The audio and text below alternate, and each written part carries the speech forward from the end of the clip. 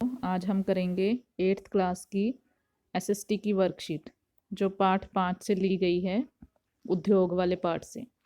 तो इसमें देखो, उद्योग दो तरह के बताए हैं कि एक तो छोटे आकार के होते हैं और एक बड़े आकार के होते हैं। तो जो छोटे आकार के होते हैं वो उत्पादों का निर्माण दस्तकारों द्वारा हाथों से किया जाता है और कम पूंजी, उस पर कम पैसा लगता है और औद्योगिकी का उपयोग किया जाता है। और जो काम में लगे होते हैं मजदूर, वो संख्या उनकी कम होती है, उत्पादन की मात्रा भी कम होती है। जैसे वो टोकरी बुनाई, इसमें सब में हाथों से ही काम होता है। मिट्टी के बर्तन, हाथों से बनाई गई कुछ भी चीज़ें, रेशम बुनाई, खाने की चीज़ों को स्टोर करना। और जो बहुत बड़े आकार के उद्योग होते हैं वो उत्पादनों का निर्माण मशीनों द्वारा किया जाता है, बहुत ज़्यादा पैसा उस पर लगाया जाता है। काम में जो लगे होते हैं मजदूर, उनकी संख्या कम होती है क्योंकि मशीनें काम कर रही होती हैं। उत्पादन की अधिक मात्रा होती है, जैसे लोहा और इस्पात उद्योग, ऑटोमोबाइल उद्योग। तो उद्योगों के प्रकार बताए हैं स्वामित्व के आधार पर।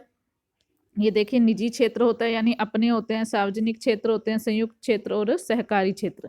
तो निजी क्षेत्र जो होते हैं वो स्वामित्व और संचालन की जिम्मेदारी या तो एक व्यक्ति द्वारा या व्यक्तियों के समूह द्वारा, जैसे Reliance industries, Mahindra industries, Tata industries, ये इसके एग्जाम्पल हैं। सार्वजनिक क्षेत्र जैसे हिंदुस्तान एरोनॉटिक्स लिमिटेड हो गया, स्टील अथॉरिटी ऑफ इंडिया हो गया, तो इसकी जो जिम्मेदारी होती है वो सरकार द्वारा ली जाती है। संयुक्त छात्र जो हो गया वो राज्यों, व्यक्तियों के समूह द्वारा ली जाते हैं, जैसे मारुति उद्योग लिमिटेड। सहकारी क्षेत्र जो हैं वो जो वहाँ पर कच्चे माल के उत्पादक हैं या कुछ कोई भी काम कर रहे हैं, तो उन दोनों के द्वारा जिम्मेदारी ली जाती है, जैसे आनंद मिल्क यूनियन लिमिटेड हो गया, सुधा डेयरी हो गया। तो 3 क्वेश्चन दिए हैं बच्चे, इनको अपनी नोटबुक में लिखना है आप लोगों ने। लघु आकार के उद्योग से आप क्या समझते हैं? अपने घर के आसपास में चलने वाले कुछ लघु उद्योगों की पहचान कीजिए। तो लघु उद्योग के उद्योग से आप क्या समझते हैं?